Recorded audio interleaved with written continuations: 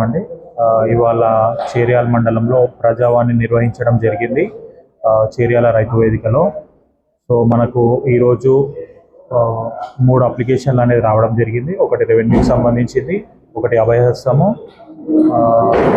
మరియు ఒకటి ఇరిగేషన్ సంబంధించి మిషన్ భగీరథ సంబంధించింది.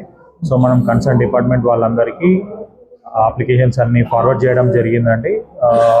ఇప్పుడు ఇవాళ 21 మంది అధికారులు అంటే అన్ని డిపార్ట్మెంట్స్ నుంచి పాల్గొనడం జరిగిందండి. So thank you. ప్రతి ఒక్క అప్లికేషన్స్ అని మనము ఆన్లైన్లో ఎక్కించేస్తాము. దాని తర్వాత వాళ్ళకు ఎవరైతే పిటిషన్ ఇచ్చారో వాళ్ళకు ఒక అక్నాలెడ్జ్మెంట్ రిసీట్ అని ఇస్తాము.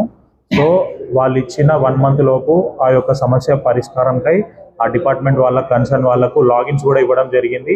ఏమున్నా అందులోనే వాళ్ళు ఆ గ్రీవెన్స్ అనేది అడ్రస్ చేయడం జరుగుతుందండి. సో మ్యాక్స్ 1 monthలో పిటిషనర్ ఇచ్చిన అప్లికేషన్ని మనం క్లోజ్ చేయడం జరుగుతుంది.